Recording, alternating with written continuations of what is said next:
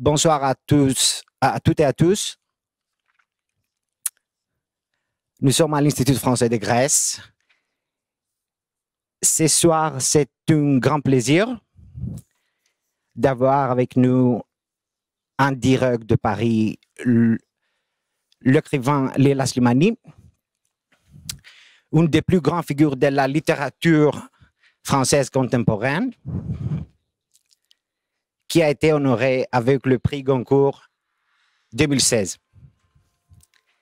Évidemment, on voudrait avoir Leila Slimani en Grèce, mais ça, ce n'est pas possible à cause de la situation générale que tout le monde vit.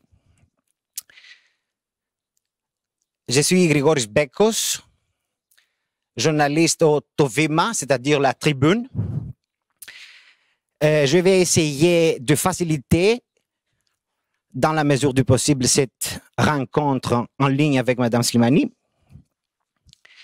Nous discuterons de la condition particulière de la pandémie du coronavirus et évidemment de son œuvre littéraire. Avant d'accueillir Mme Slimani de la part de nous tous et aussi de tous ceux qui nous suivent en ligne, je voudrais bien vous expliquer comment on va mener notre discussion. Je vais poser deux questions en grec et l'écrivain répondra en français. Pour la traduction simultanée, en remerciant Mme Eugénie Moutsopoulou. Je voudrais aussi ajouter qu'à la fin de la discussion, nos spectateurs, ils pourront poser leurs questions à Mme Slimani. Alors, Leila Slimani, bonsoir. De Grèce. Θα πω μόνο κάτι τώρα στα ελληνικά. Je vais juste apporter une précision en grec. Vous nous suivez depuis le site de l'Institut français de Grèce, ifg.gr, et en direct sur Facebook à Diavlos. Vous pouvez vous poser vos questions dans les commentaires du live sur Facebook et sur Twitter en utilisant le hashtag Leila Slimani. Je commence par la première question à Leila Slimani. On commence par aujourd'hui et je voudrais lui demander comment elle voit la situation en France aujourd'hui après tant de mois de pandémie. Quel est le climat qui règne en France, étant donné que partout on s'inquiète à propos de cette deuxième vague de la pandémie qui nous attend durant cet hiver? Eh bien, écoutez, comme dans beaucoup d'autres endroits dans le monde, c'est un climat assez lourd, un climat d'inquiétude qui règne en France. Une inquiétude parce qu'on a beaucoup de mal à se projeter dans l'avenir, qu'on ne sait pas du tout à quoi vont ressembler les mois qui arrivent, mais on commence déjà à sentir que la deuxième vague n'est pas loin. Et si ça se trouve, en fait, elle est même déjà là. Les hôpitaux recommencent à recevoir beaucoup de patients. Il y a aussi le sentiment que la vie économique va être de plus en plus compliquée. Pour les acteurs du monde culturel dont je fais partie, c'est très difficile aussi. Tous les festivals sont annulés, les gens vont peu au théâtre, peu au cinéma, le spectacle vivant souffre. Donc dans tous les domaines de la vie, que ce soit pour les étudiants qui veulent aller à l'université, pour les gens qui travaillent et qui sont obligés d'aller sur leur lieu de travail parce que le télétravail n'est pas possible et qui donc prennent des risques, c'est compliqué. Pour les gens qui télétravaillent et qui donc ont un grand sentiment de solitude, c'est compliqué. Pour les soignants, enfin bref, pour tout le monde, sur le plan psychologique, sur le plan politique, sur le plan économique, nous sommes à cran, nous sommes fatigués et nous sommes très inquiets.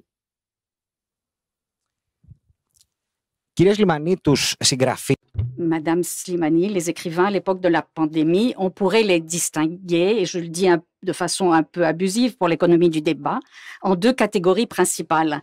Ceux qui ont continué d'écrire ce qu'ils écrivaient et ceux qui, soudain, ont été en quelque sorte bloqués, incapables d'écrire quoi que ce soit dans cette situation.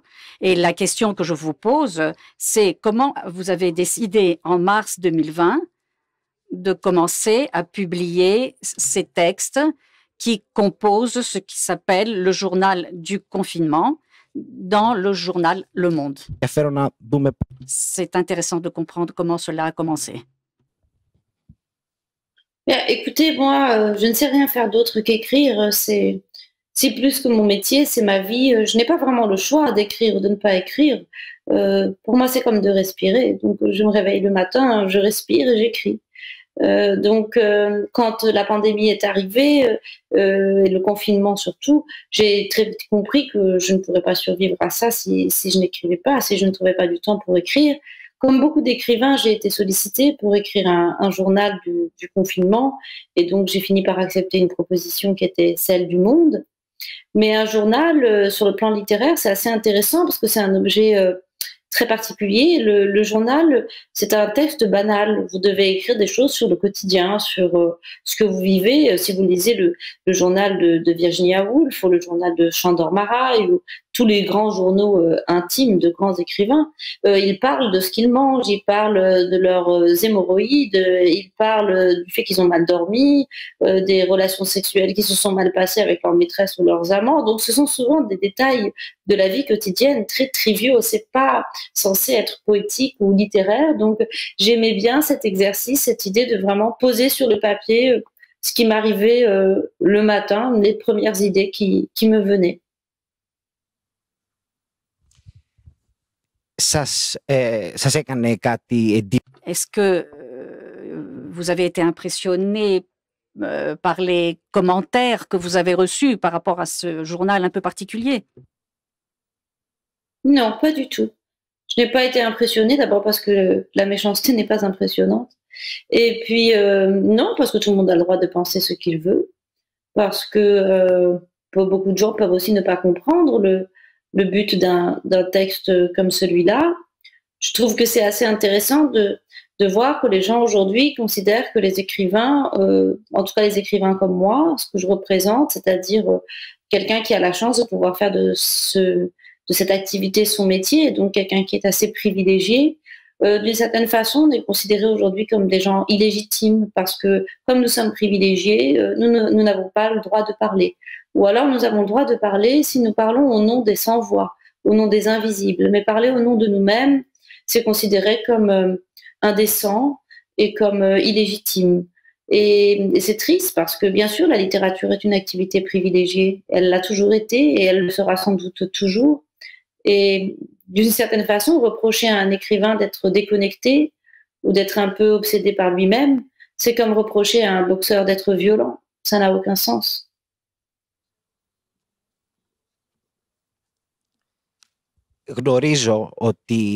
Je sais, nous savons tous que pour une écrivain qui est habituée à la solitude, puisque cela est la condition de son travail, elle doit être seule pour écrire. Le confinement, la quarantaine, peut-être ne provoque pas de différence majeure dans sa quotidienneté. Cependant, j'aimerais, Madame Slimani, que vous m'expliquiez la chose qui a été la plus importante à votre avis, que la chose que la pandémie a révélée pendant tous ces mois à un niveau collectif sur notre mode de vie et sur nos sociétés. Moi, je ne crois pas qu'elle ait révélé quoi que ce soit de nouveau. Je pense simplement qu'elle a accéléré des tendances qui existaient déjà. Je pense que nous étions tous conscients que nous vivions dans un monde plein d'inégalités. Nous étions tous conscients que nous vivions dans un monde dans lequel on était tracé, dans lequel on était surveillé. Nous étions tous conscients que nous vivions dans un monde où on se referme de plus en plus sur soi-même, sur sa bulle, sur sa sphère intime, où on peut rester chez soi et commander à manger, regarder un film, rencontrer quelqu'un sans bouger de devant son ordinateur. Tout cela existait, mais la pandémie l'a accentué, comme elle a accentué les inégalités, comme elle a accentué les difficultés, notamment pour les étudiants, notamment pour les enfants. Elle a mis en avant aussi le fait que depuis environ 30 ans, dans les démocraties occidentales, mais aussi ailleurs, on avait de plus en plus abandonné l'investissement dans les secteurs fondamentaux de notre vie, qui sont la médecine, enfin la santé publique, l'éducation, la justice, On a cru qu'on pouvait se reposer sur le privé, qu'on pouvait voilà, faire sans ces piliers-là, mais sans ces piliers-là, une société s'effondre. Donc, je ne suis pas sûre que ça ait révélé quoi que ce soit de nouveau, mais ça nous a obligés à regarder en face des choses qu'on ne voulait pas voir.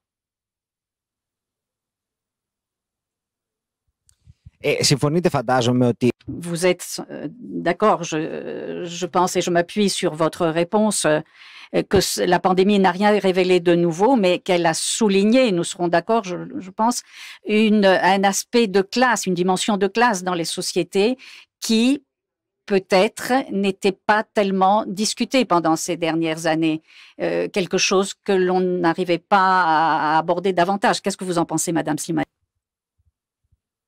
Oui, c'est évident que cette pandémie a montré que la lutte des classes n'était pas du tout terminée et que plus on était pauvre, plus on était précaire, plus on vivait dans des quartiers populaires et plus on avait des chances non seulement de tomber malade, non seulement d'en mourir parce qu'on avait ce qu'on appelle ici des comorbidités, c'est-à-dire on est plus malade que la moyenne, plus fatigué que la moyenne, on a plus de surpoids que la moyenne, mais aussi le fait que les enfants qui vont pas pouvoir aller à l'école, eh bien ils ont des parents qui ont moins la capacité peut-être à s'occuper d'eux et à leur faire l'école à la maison, qu'ils n'ont peut-être pas un internet qui est de la même qualité que les gens qui vivent en centre-ville. Et puis surtout, plus on était pauvre et moins on était confiné. C'est-à-dire que quand vous êtes dans une situation économique de l'ordre de l'urgence, eh bien vous devez quand même sortir. Et donc les gens qui sont allés, qui étaient caissières, les gens qui sont éboueurs, les gens qui sont aides-soignants, les gens dont on a besoin dans notre vie quotidienne, dont on a tellement besoin, mais qu'en même temps on valorise très peu, qui sont très peu payés, qui sont déconsidérés, eh bien c'est ces gens-là qui étaient sur le front, qui étaient sur le devant de la scène, et donc c'est ceux qui ont aussi été le plus malades. Donc évidemment ça a mis ça en évidence, et ça a mis en évidence aussi que des gens qui appartiennent à la classe supérieure, qui eux ont la capacité de télétravailler, qui peuvent travailler sur un ordinateur, faire des réunions avec des gens à New York, à Athènes, comme on est en train de le faire aujourd'hui, peuvent continuer à se cultiver en regardant des films, ont le temps aussi pour faire tout ça. Je crois que le privilège aussi, c'est celui du temps et de savoir quoi faire de ce temps. Donc, bien sûr, ça a beaucoup accentué ces inégalités-là. Il est intéressant de poser une question à un écrivain parce que je pense que la pire chose, elle concerne toutes les classes. Et comment est-ce que vous appréhendez ce refus en France et dans le monde entier d'admettre l'existence de ce virus, le fait qu'ils dénient la science et qu'ils acceptent différentes choses, des théories du complot plus ou moins extravagantes, ce qui, bien sûr, complique les choses sur un plan politique et social, j'ajouterais. Qu'est-ce que vous en pensez? Ça ne me surprend pas du tout, ça a toujours existé dans tous les grands événements comme ça qui nous tombent dessus, donc des choses qui ne sont pas du fait de l'homme, des grands accidents, des épidémies, des incendies, des tremblements de terre. Face à ça, vous venez d'un pays extraordinaire qui est la Grèce.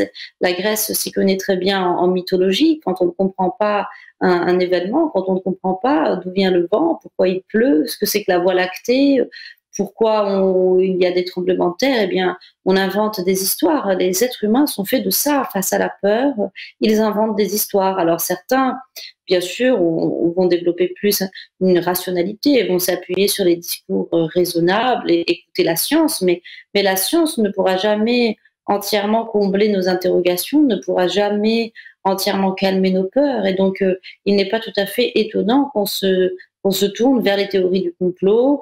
Nous sommes abreuvés aussi de récits, de science-fiction, de récits comme ça, de complot, de cette idée qu'on nous manipule, etc. Donc, je ne suis pas étonnée par ça, et d'autant plus parce que je suis romancière et que je sais la capacité des hommes à se raconter des histoires.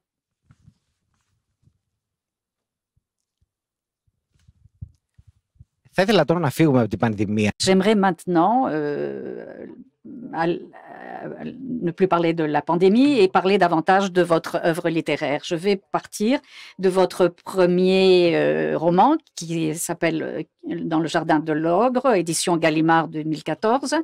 Ce roman, Madame Slimani, a pour sujet une femme, votre héroïne, Adèle, qui a une addiction sexuelle. Et je me demande comment finalement une jeune écrivain à l'époque décide de faire son entrée en littérature avec un tel sujet. Est-ce que vous aviez le sentiment que ce thème était encore un peu tabou ou que la littérature ne l'avait pas suffisamment exploré? Comment est-ce que vous en êtes arrivé à écrire ce livre? Ah non, je ne l'ai pas du tout écrit parce que je pensais que c'était un thème tabou, la littérature ou quoi que ce soit. Ça, je m'en fichais complètement. Et puis, je ne l'ai pas choisi, ce sujet. C'est ce sujet qui m'a choisi. À un moment, j'ai été happée par cette histoire et je l'ai racontée, mais je ne me suis jamais posé la question de savoir si j'allais apporter quelque chose à la littérature. C'est simplement que j'habitais à cette époque dans le 18e arrondissement, dans un quartier où il y a beaucoup de sex shops, de peep shows, de boîtes d'hôtesses qui attendent les hommes et qu'on voit à travers la fenêtre. Et puis, je me promenais la nuit dans ce quartier qui est à la fois un peu parfois effrayant et en même temps tout à fait fascinant. Et j'ai commencé à imaginer cette femme, cette Adèle. J'avais envie aussi de raconter l'histoire d'une femme un peu anti-héroïne, l'histoire d'une femme qui n'est pas ces femmes qu'on met beaucoup en avant aujourd'hui, ces femmes puissantes, qui sont dans l'empowerment et qui veulent dominer leur vie et tout, mais plutôt une femme passive, une femme même paresseuse, une femme qui veut être un objet, qui veut être une poupée. Et ça m'intéressait, cette idée qu'une femme puisse vouloir être un objet et puisse vouloir être prise. Et donc, c'est ça que j'ai voulu explorer. En réalité, quand je commence un livre, je me fiche complètement du thème au sens où les journalistes ensuite vont parler du thème. Quand vous écrivez, vous vous intéressez pas à un thème, vous vous intéressez à quelqu'un, à un personnage, à ce qu'il pense, à ce qu'il ressent, comment il s'habille, à quoi il ressemble, où est-ce qu'il habite, qui sont ses amis. Donc c'est ça qui m'intéresse, c'est l'âme des personnages.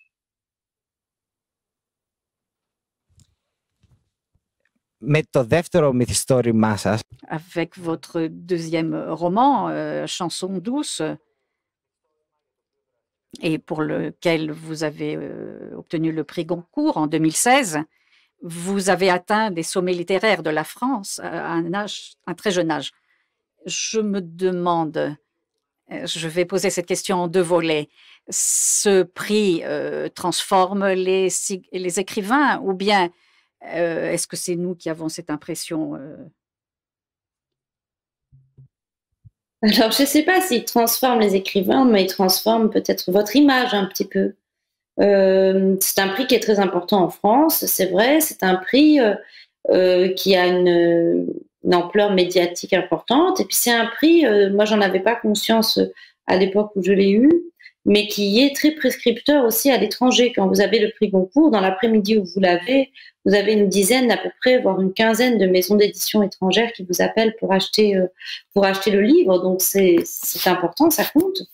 Et dans mon cas, c'était un peu particulier parce que j'étais la 12e femme en 120 ans, la première maghrébine, j'étais la plus jeune et j'étais enceinte.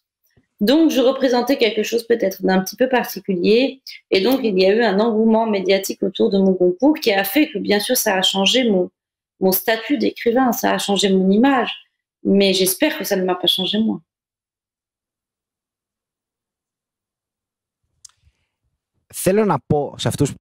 J'aimerais dire à l'intention de ceux qui nous écoutent que Chanson douce, et qui a été traduit en grec par les éditions Psychoios, et la traductrice est Titika Dimitroulia. Je donne un petit peu toutes ces indications afin que tous ceux qui s'intéressent puissent trouver le livre.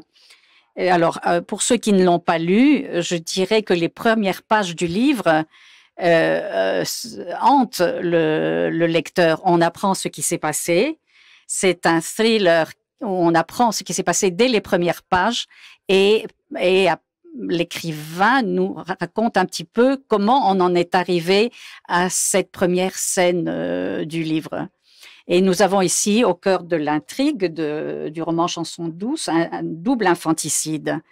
La meurtrière, c'est Louise, une nourrice, qui a pénétré dans la vie d'un couple d'aujourd'hui, qui vit à Paris et qui a ses propres angoisses. Je vais un peu insister de nouveau quant à votre thématique, Madame Slimani. C'est un thème assez étrange, pour ne pas dire provocateur, pour qu'un écrivain poursuive sa carrière. Et j'ai l'impression que vous choisissez ces sujets afin d'éclairer quelque chose d'autre. Est-ce que il en est ainsi en ce qui concerne ce roman? Et qu'est-ce que vous vouliez éclairer à l'intention des lecteurs dans Chanson douce? Disons que je m'intéresse dans tous mes romans, je crois, au mécanisme de domination, à la façon dont on est dominé et dont on domine l'autre, à tout ce qui fait qu'on peut se retrouver dans la position soit de l'humilié, soit de celui qui humilie. Et tout ça peut arriver parfois de manière très insidieuse, sans même qu'on s'en rende compte.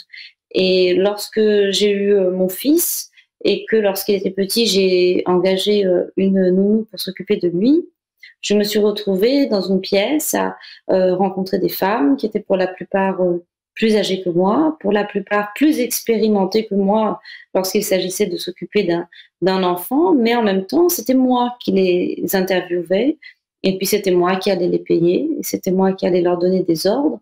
Et j'ai trouvé cette relation et ce rapport hiérarchique vraiment très étrange. Je me suis sentie très mal à l'aise dans cette relation.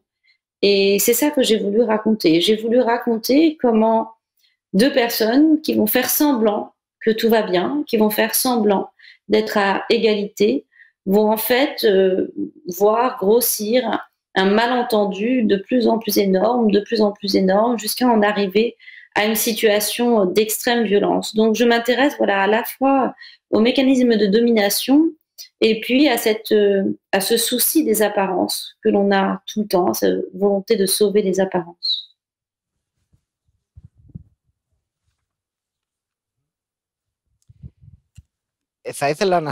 J'aimerais m'arrêter sur quelque chose d'autre et je voudrais vous poser la question à vous personnellement.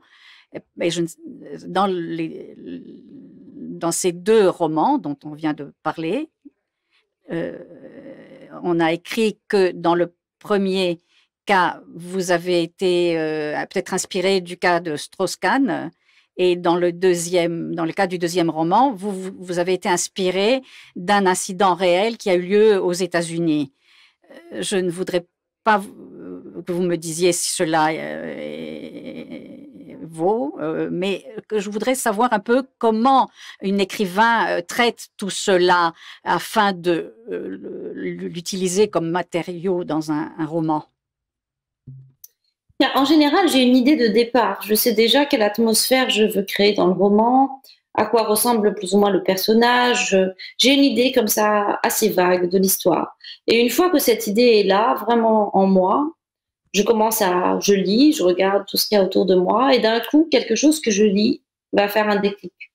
Dans le cas dans le Jardin de l'Ogre, un jour, j'ouvre un magazine, c'était juste après l'arrestation de Dominique Strauss-Kahn, et il y avait dans ce magazine un article sur l'addiction sexuelle, puisqu'à l'époque, on disait que Dominique Strauss-Kahn souffrait d'une forme d'addiction sexuelle. Donc, c'est comme ça que j'ai découvert cette pathologie, ou en tout cas cette chose-là. Et puis, pour Chanson douce, effectivement, je savais déjà que je voulais écrire une histoire de nounou, et le jour où j'ai ouvert, là pour le coup, c'était le magazine Paris Match, et j'ai découvert ce fait divers qui s'était passé à New York, j'ai su tout de suite que c'était comme ça qu'il fallait commencer le livre, par le meurtre des deux enfants.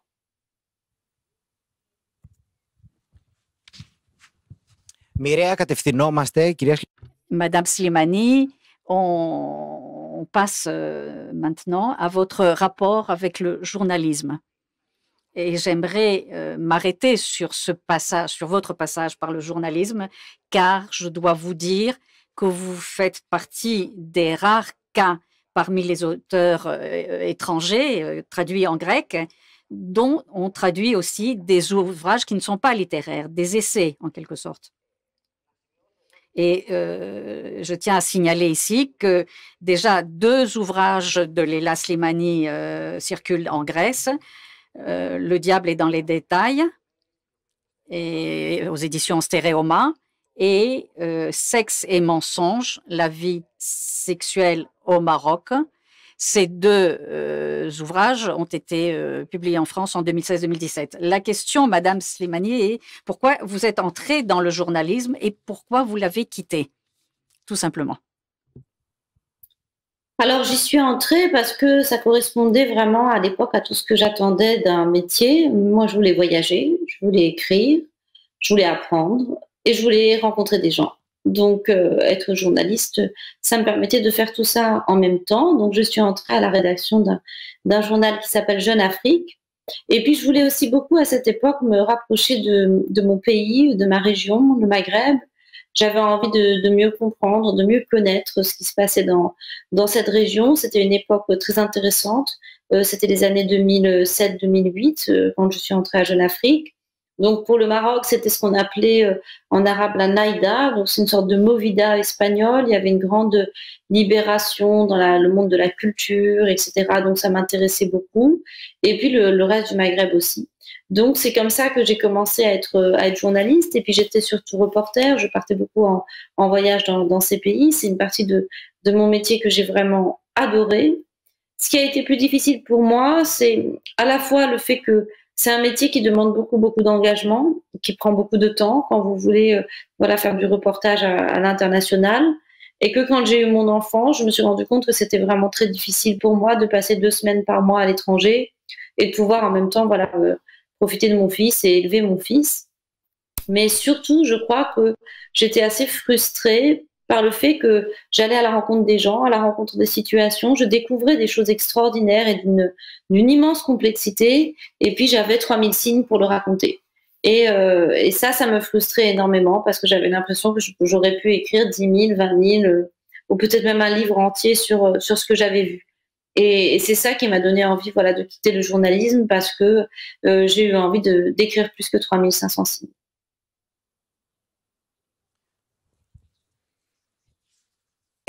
Είχατε και προσωπική εμπειρία από αυτό. Vous avez eu une expérience personnelle de ce qui a été appelé le printemps arabe dans les pays du Maghreb? Oui, tout à fait. J'ai suivi le printemps arabe en Tunisie. Ça a été une expérience tout à fait extraordinaire parce que d'abord de suivre la progression. Quand vous êtes journaliste, vous avez le nez dedans, donc j'ai vraiment vu au jour le jour augmenter la tension sociale, etc., la tension policière. J'ai vu une sorte de déclic qui se faisait et en même temps, moi, ce pays, je le connaissais. Ça faisait des années que j'y allais, que je le traitais. Et c'était quand même très surprenant d'un coup, alors qu'on se le disait tous, hein, ça va pas pouvoir continuer comme ça, les gens n'en peuvent plus, c'est très difficile.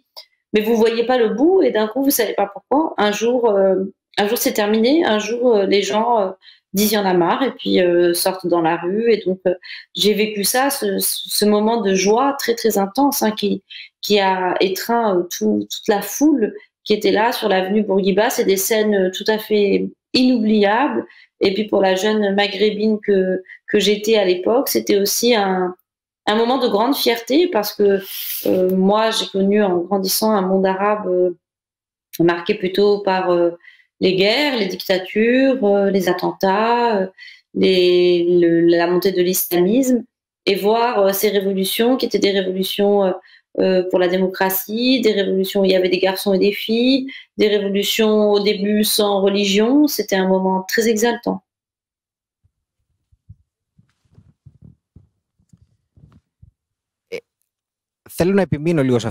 Je voudrais un peu insister sur cela. Une écrivain donc qui est passée par le journalisme. Est-ce que vous considérez que l'écrivain doit quelque chose à la journaliste, Madame Slimani? Ah oui, sans doute, bien sûr. D'abord, l'ouverture sur le monde, ça m'a ouvert au monde, ça m'a ouvert aux réalités, à certaines réalités de la vie quotidienne. Ça m'a sans doute appris aussi un peu à écouter les autres, à construire aussi une histoire à partir du récit que les autres vous en font. Et puis surtout, je pense que ça a développé mon sens de l'observation. Parce que je crois que pour être un bon journaliste ou un bon reporter, il faut avoir un bon sens de l'observation. Il faut être capable de faire attention même à des tout petits détails, parce que ce sont ces petits détails qui vont être parlants dans un reportage. Donc oui, bien sûr, je dois beaucoup de choses au journalisme, c'est certain. J'aimerais parler de ces deux livres que l'on peut traiter même d'essais et qui circulent en grec. Il y a des propos très forts dans... Je me souviens ce que vous avez écrit sur les islamistes et les fondamentalistes intégristes. Et je crois que si l'on essayait de relier tous ces éléments, les romans, votre travail de journaliste et la pandémie en un seul mot, les résumer en un seul mot, ça serait le corps. Je ne sais pas si vous êtes d'accord. Qu'est-ce que vous en pensez? Bien sûr. Pour moi, le corps est au centre de tout. C'est mon obsession à la fois sur le plan littéraire, mais aussi sur le plan politique. Je crois qu'il ne faut jamais oublier que nous sommes d'abord un corps. Et parce que nous sommes un corps, nous sommes... vulnérables, nous sommes fragiles et nous sommes mortels. Mais c'est par ce corps aussi qu'on est là, qu'on peut s'imposer, qu'on est en place, qu'on manifeste, qu'on va dans la rue. C'est par le corps aussi qu'on découvre les plus grandes émotions et les plus grands plaisirs de la vie. Lorsqu'on est une femme, le corps est aussi un espace qu'on doit tenter de libérer de tous ceux qui veulent le dominer, de tous ceux qui veulent le contraindre, de ceux qui veulent savoir avec qui vous couchez, qui veulent décider pour vous si vous aurez ou non des enfants. Donc la question du corps, évidemment, elle est absolument fondamentale. On l'a vu comme vous le dites très bien, là avec l'épidémie qui nous a tous frappés, c'est que nous ne sommes qu'un corps, nous ne sommes rien, nous ne sommes rien du tout. Et tout en étant rien du tout, tout en ayant ce corps qui est tellement fragile, nous sommes extraordinaires.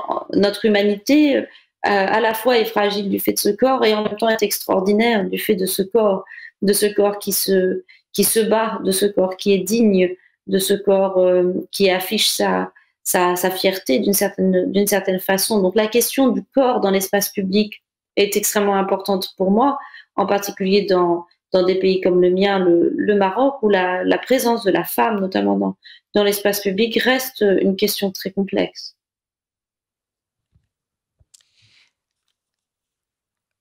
Soma. Corps, femme, on pense à la notion de féminisme. Et ces dernières années, Madame Slimani, cette question est arrivée au centre du débat public. Par différents biais. La question est de savoir si vous considérez comme féministe et surtout comment vous, une écrivain, une femme qui vit en 2020, concevez la teneur de ce terme aujourd'hui. Quelle teneur vous lui conférez? Moi, je suis féministe depuis l'âge de 4 ans. Je pense depuis l'âge où je sais parler. J'ai toujours été féministe.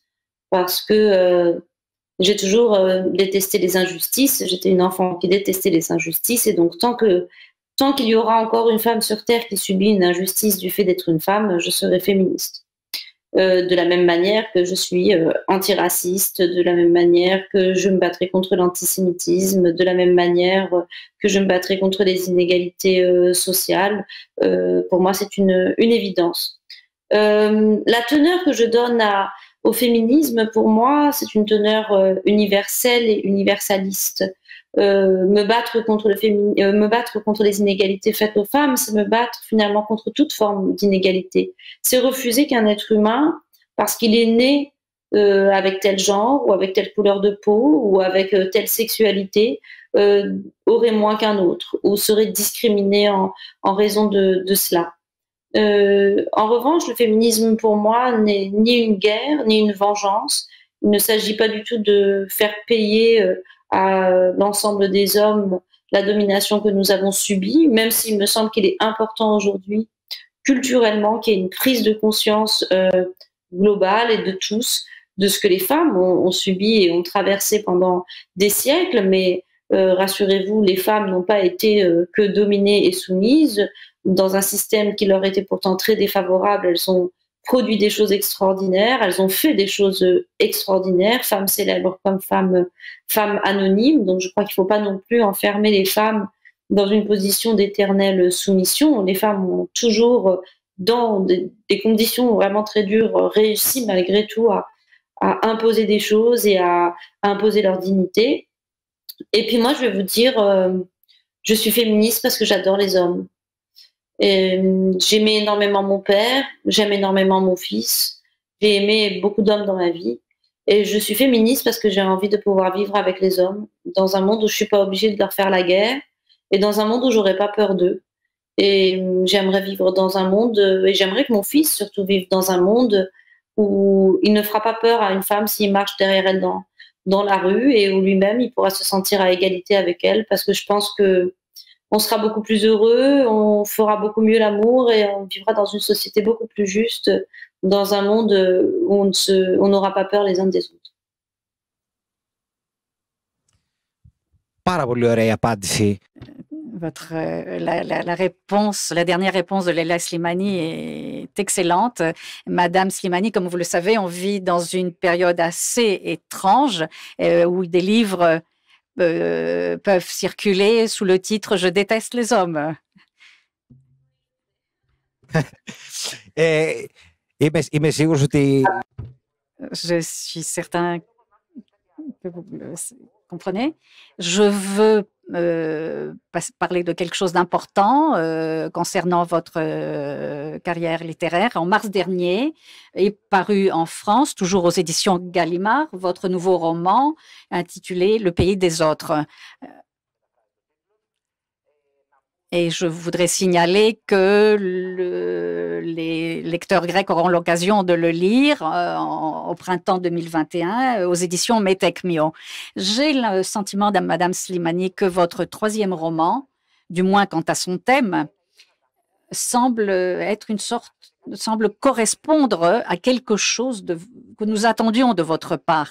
C'est un roman où vous vous êtes inspiré de votre famille et de votre double nationalité, de votre double origine si riche.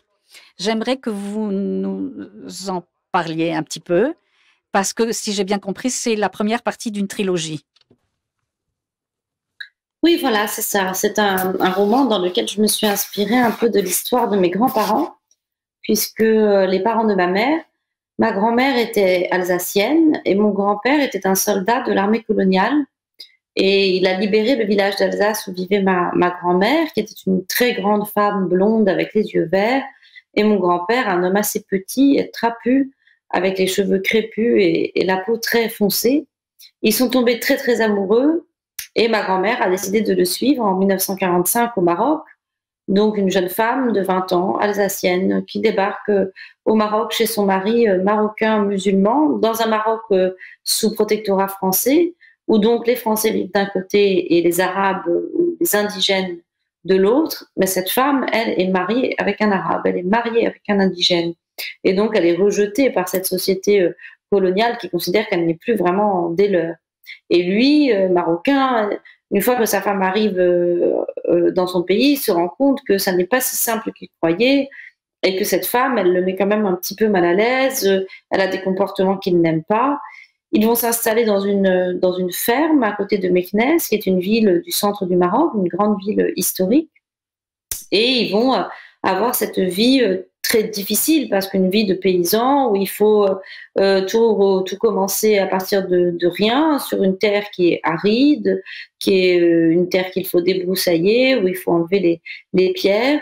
Et donc c'est l'histoire de ce couple et l'histoire de leurs enfants, qui sont donc des enfants métis, qui ne sont ni complètement marocains, ni complètement français. Et la trilogie suivra 3 générations. Donc, la génération de mes grands-parents, dans le deuxième, celle de mes parents, et dans le dernier, la mienne.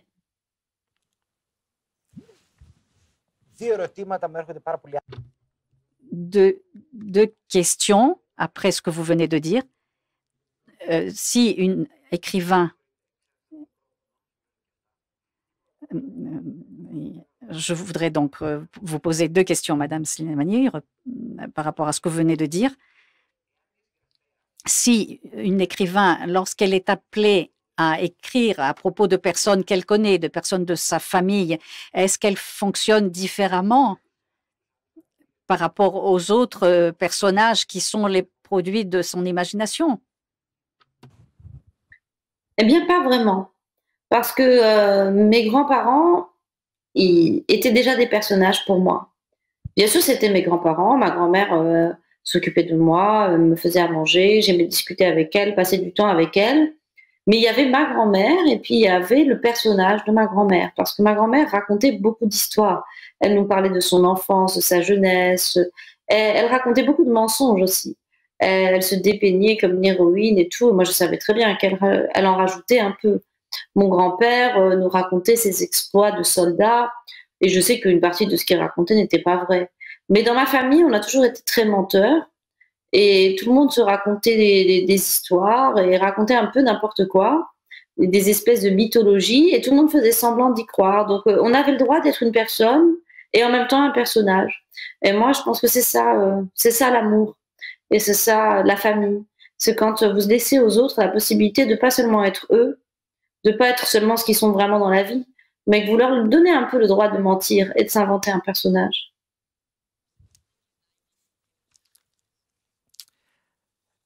Je voudrais passer à autre chose parce que vous avez répondu à la deuxième question que j'avais à l'esprit. En 2017, Emmanuel Macron, le président de la République française, a fait de vous... Je vais allumer la lumière. Ne bougez pas parce que la nuit est tombée. Je ne vois plus rien. Ne bougez pas. Αυτό είναι το υπέροχο των... C'est la merveille des discussions réelles. Et là, Slimani, je disais que c'est merveilleux que cela se passe dans une discussion vivante comme ça. Et je passe donc à ma prochaine question. Et cela concerne donc 2017, lorsque le président de la République française, Emmanuel Macron, a fait de vous sa représentante personnelle à l'Organisation internationale de la francophonie. Je me demande ce que cela a signifié pour vous, tout d'abord, et quel est le travail que vous avez effectué à travers ce poste pour cette organisation? Pour moi, ça a représenté quelque chose de très important parce que moi, je viens d'un pays, comme je l'expliquais tout à l'heure, qui est un ancien pays colonisé. Je suis d'une culture qui est mixte puisque j'ai des origines à la fois françaises et marocaines. J'ai parlé le français quand j'étais petite avec mes parents, dans un pays où pourtant la langue officielle, c'était l'arabe. Et j'ai toujours vécu cette langue française de manière très étrange, à la fois avec beaucoup d'amour, beaucoup de passion pour cette langue dont j'ai toujours apprécié l'immense beauté, l'immense richesse.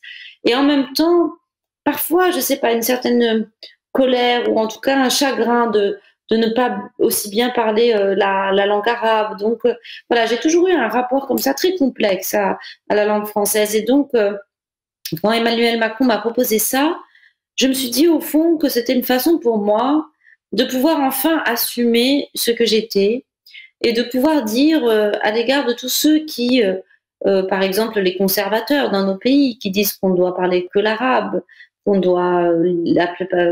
doit lire que le Coran en arabe, parler l'arabe, et que c'est ça notre culture, et que ce qui est étranger n'est pas bon. Mais dire aussi à tous ceux qui, par exemple, en France, dans les milieux un peu d'extrême gauche, disent que les gens comme moi, nous sommes des vendus à l'Occident, eh bien dire à tous ces gens qui peuvent aller se faire voir, en gros. Et donc leur dire que voilà, cette langue, la langue française, c'est ma langue, je ne suis ni une traître ni une vendue, et que cette langue je l'aime et qu'elle est complexe, qu'elle est diverse, qu'elle est faite de choses magnifiques et de choses aussi très laides, qu'il y a du sang, il y a un arrière-goût de sang parfois bien sûr dans la langue française, mais il y a surtout le fait que c'est c'est notre butin de guerre maintenant et c'est aussi à nous de la faire au lieu de rester à regarder le passé et à vivre ça comme un tourment ou à toujours vouloir être une victime. Moi, je considère qu'au contraire, voilà, cette langue aujourd'hui, elle est à nous, elle est à des gens du monde entier, qu'on peut la transformer, qu'elle est plurielle, elle s'est créolisée, elle s'est modifiée au fur et à mesure de sa rencontre avec différentes populations. Et donc, j'avais envie de défendre cette version-là de la langue, cette vision ouverte, cosmopolite et universelle de la langue française. Έχει πάρα πολύ ενδιαφέρον, κυρία Slimani. Madame Slimani, c'est très intéressant de voir comment la littérature française contemporaine se transforme à travers des écrivains et dont les livres foisonnent de plus en plus dans les librairies françaises et qui sont écrits en français, mais dont les écrivains proviennent des anciennes colonies, du Maghreb, de l'Afrique centrale et même de l'Asie de l'Est. D'une façon très générale, j'aimerais vous demander si l'œuvre de tous ces écrivains, et qui sont souvent très jeunes, comme c'est votre cas, est-ce que cela enrichit l'expérience française? Bien sûr, évidemment, ça l'enrichit. Et puis, je crois que ça enrichit pas seulement l'expérience française. D'abord, ça enrichit la langue française, et ça, c'est très important parce que ça lui donne des nouvelles sonorités, un nouveau tempo, des nouveaux rythmes, une nouvelle façon d'écrire et de sentir dans cette langue. Mais je pense aussi que ça enrichit le questionnement qu'on peut avoir aujourd'hui sur l'identité. Que la langue, Albert Camus disait « ma patrie, c'est la langue française ». On répète beaucoup cette phrase et souvent sans tout à fait la comprendre. Mais je crois que ce qu'il veut dire, c'est que quand c'est difficile de se faire une identité, parce que c'est difficile d'avoir une identité. Moi, je crois pas qu'on ait une identité. Je crois même pas à l'idée d'identité. Moi, si vous me demandez qui je suis, franchement, j'en ai aucune idée. Mais ce que je peux vous dire, c'est que j'ai une patrie et cette patrie, c'est la langue française parce que c'est là que j'habite, parce que c'est là que se sont faits mes premiers souvenirs d'enfance, parce que mes premières émotions, mes premiers amours, mes premières peurs se sont faites dans les livres, par les livres, et à travers la langue, mes premières convictions politiques, mes premiers combats. Donc, je crois que c'est un lieu où on peut vivre ensemble, tout en étant très, très différents. Et c'est un lieu où on est amené à toujours dialoguer, à toujours débattre. Quand vous en revenez toujours à la langue, vous n'opposez pas à l'autre ni votre mépris, ni votre silence comme ça fermé. Ou si vous en revenez toujours aux mots, finalement, eh ben, vous êtes obligé d'être dans un rapport à l'autre.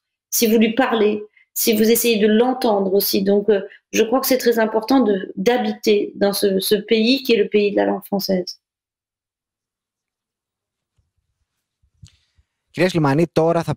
Madame Slimani, maintenant, on va donner la parole au public, à toutes ceux et tous ceux qui nous suivent en ligne. Et vous aurez, on va vous poser des questions ils vont poser des questions qui vous seront adressées et auxquelles vous répondrez. Est-ce qu'on peut écouter la première question adressée à Madame Slimani? Céline Redon, qui a été répondue en fait pendant votre discussion, qui demandait quel a été votre rôle dans la francophonie dans le gouvernement Macron et si vous y travaillez toujours. Et donc du coup, je pense qu'on va passer à la question suivante, qui était, je vais la dire en grec du coup.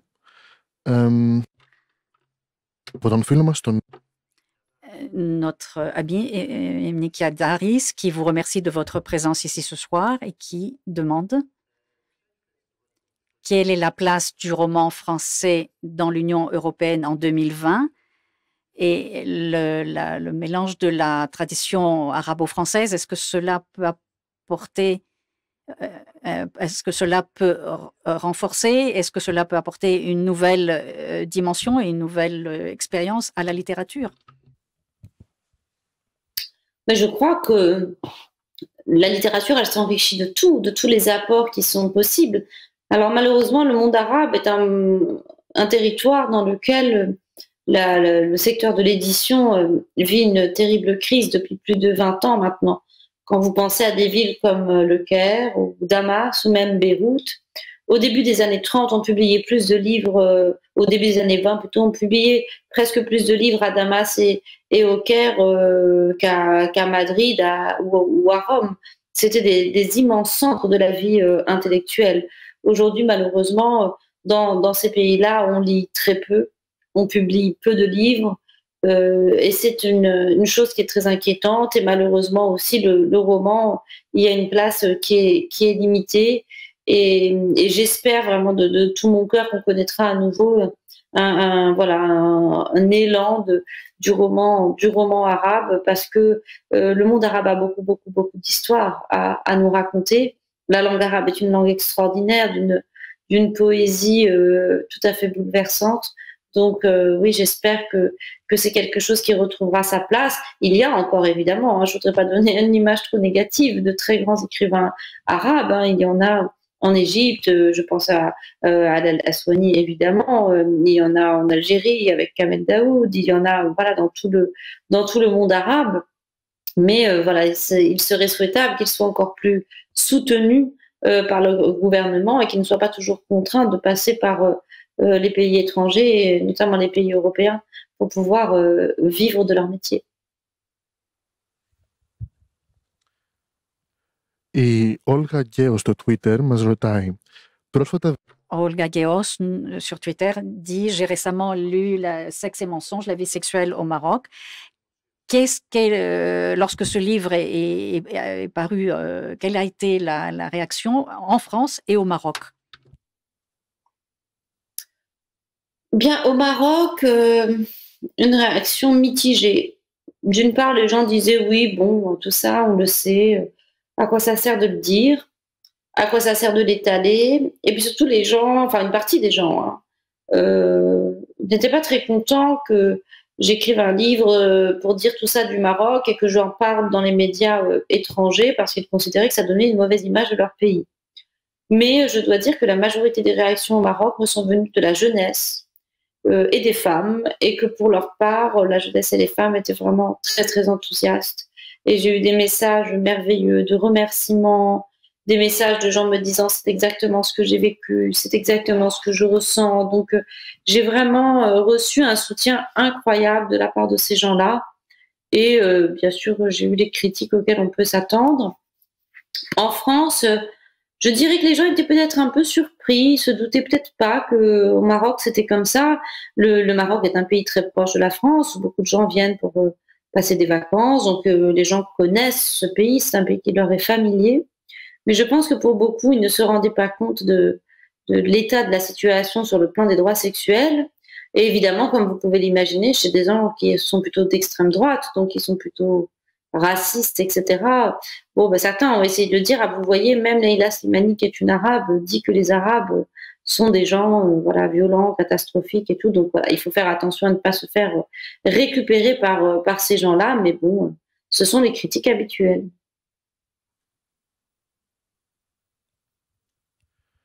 Η Νικολέτα Αλ από την Αθήνα ρωτάει στα γαλλικά. Si vous aviez l'opportunité de discuter avec Simone de Beauvoir sur la notion de féminisme, qu'est-ce que vous lui diriez? Est-ce qu'elle est enfin arrivée à son but, selon vous?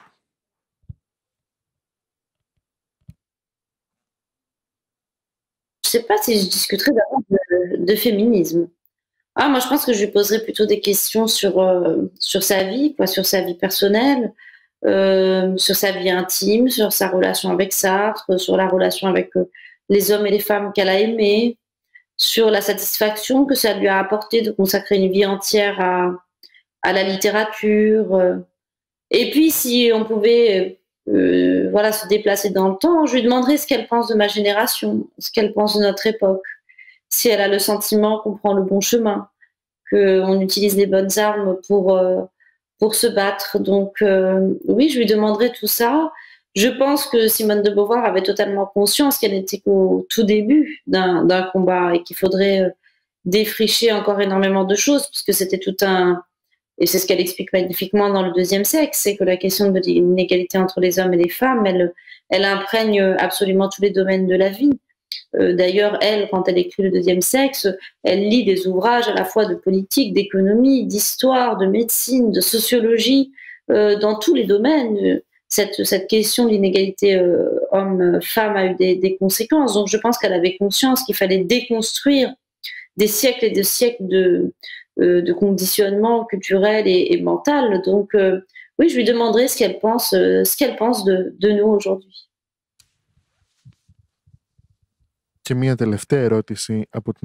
Et une dernière question de Olga Geos sur Twitter qui demande: est-ce que vous pensez que la commercialisation du féminisme a aidé ou a été nuisible pour ce mouvement?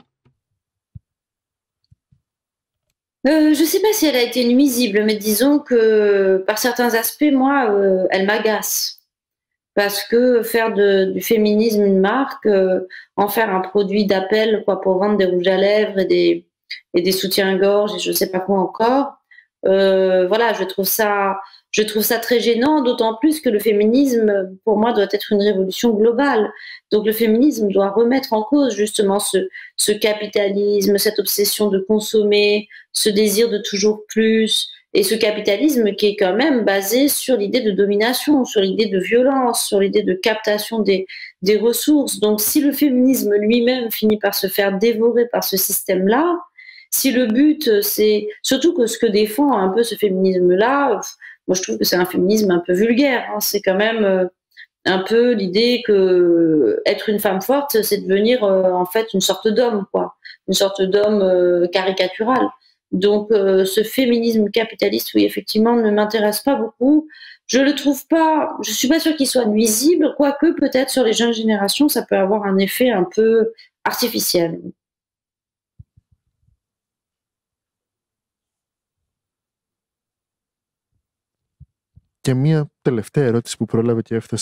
Et une dernière question qui vient d'arriver de Pouli Yulia, qui dit: après le printemps arabe, comment peut-on concevoir la place de la femme? Est-ce qu'il y a eu un changement dans la vie quotidienne? Est-ce qu'il y a encore, à votre avis, un espoir pour une égalité des hommes et femmes dans les pays arabes?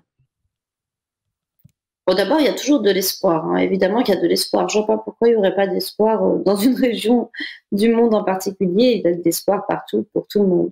Et oui, ça a changé la vie des femmes, bien sûr, parce que d'abord, les femmes ont été là pendant ces révolutions, elles se sont battues, elles sont sorties dans la rue, elles ont donné leur avis. Même s'il y a eu un recul après, ce sera plus jamais tout à fait pareil. Contrairement à ce qu'on pense, et même si c'est très difficile encore, sous plein d'aspects. Mais dans le monde arabe, les femmes travaillent, les femmes subviennent aux besoins de leur famille. Il y a des femmes qui sont patrons, il y a des femmes qui sont journalistes à la télévision, il y a des femmes qui sont voilà, influenceuses, tout ce que vous voulez. Donc, les femmes sont là, elles existent, elles prennent leur place, elles se battent dans des conditions qui sont difficiles parce qu'elles sont soumises à une très très forte pression sociale.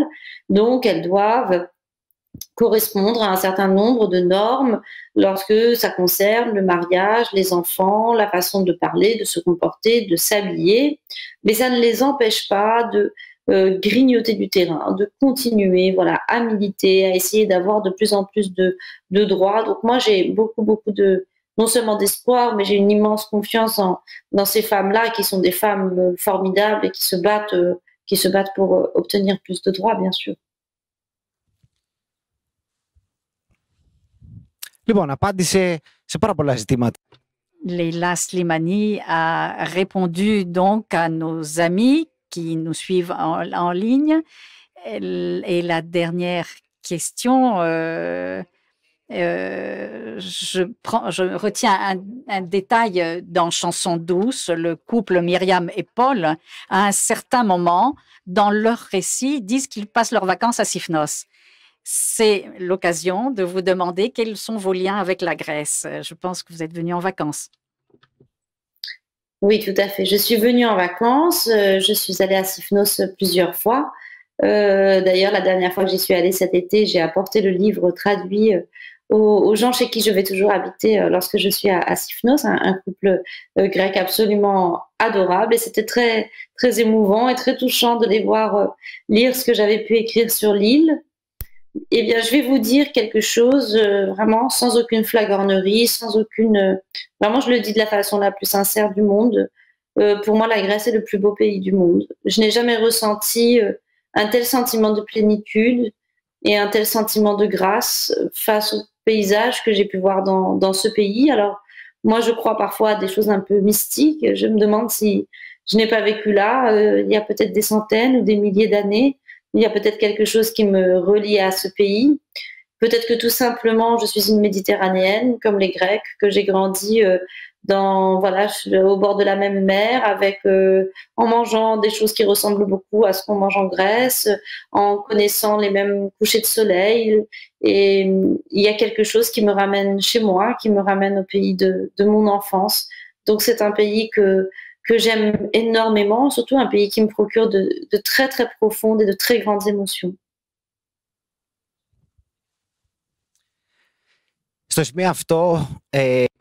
Nous sommes arrivés à la fin de cette discussion et j'aimerais, de la part de l'Institut français, et vous remercier de la part de tous ceux qui ont suivi en ligne de votre présence ce soir à cette manifestation. Nous vous souhaitons de rester toujours en bonne santé et de continuer à écrire les belles choses que vous écrivez. Merci beaucoup et je vous souhaite la même chose, une très bonne santé et puis voilà, que tout aille bien dans les semaines qui viennent. Merci pour tout. Φίλες και φίλοι, καλό βράδυ. Ευχαριστούμε πάρα πολύ. Chers amis, bonne soirée. Merci d'avoir été avec nous ce soir.